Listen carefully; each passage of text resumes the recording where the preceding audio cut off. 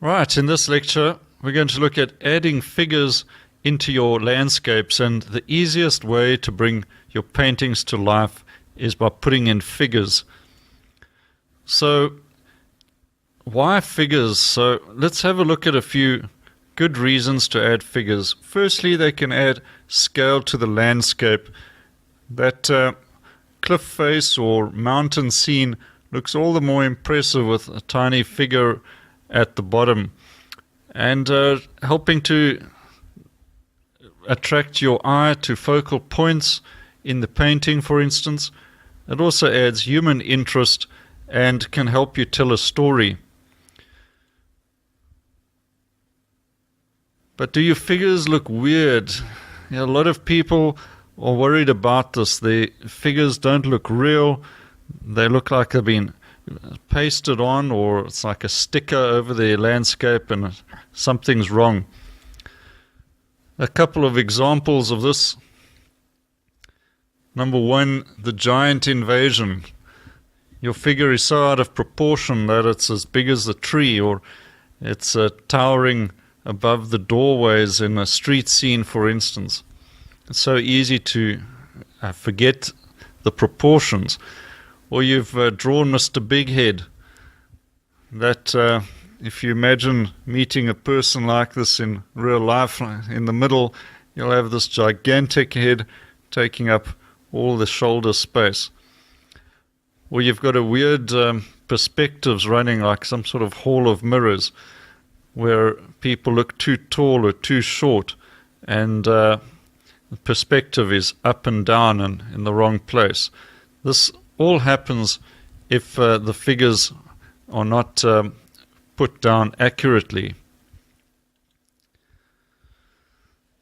So let's not worry about that. We can fix these problems right now with a few tips and tricks. And I'm going to show you how to add interesting new life to your paintings. Easy tips that you can use, whether you're a beginner or intermediate skill, and transform your paintings overnight. So step one, we need to look at scale. And this is very simple. Make sure your figures are the appropriate size for the landscape. They must be part of the landscape, not dominating it through scale that is incorrect. So the way to do this is use comparison and relationships to help get the scale correct. In this example, the small figures have been drawn very loosely, but compared to the rocks and other natural features, they're in the correct proportion. Not perhaps absolutely perfect, but in the scheme of things, they're simply there to indicate scale, how large the surrounding natural features are. If they were as big as those boulders, you'd get a completely wrong impression about the scene, and it would not look correct. Right, another common problem is getting the head right. So we want to avoid making the head too big. And it's very easy to do when you just make a quick jab with the paintbrush where the head should be, and too much paint is on there, but it looks more or less right. In fact, the figure in the landscape usually has a much smaller head than you realize, and this is due to all sorts of aerial perspective and issues of scale and proportion as well. Another thing is the facial features on the head. Very seldom are you going to put in any facial features unless the person is right up close to you, in which case it's more like a portrait. So keep the face blank. Use flat plane of paint. Don't put in eyes, nose and mouth or ears. Don't be tempted to do any of those things. And just a small dab for the head. Make sure it joins up with the body and is not floating above the shoulders either. Okay, the other thing to look out for is position, right? Say, for instance, you are doing a street scene and it's at normal head height. You've got to try and keep all the heads of the people at the same level.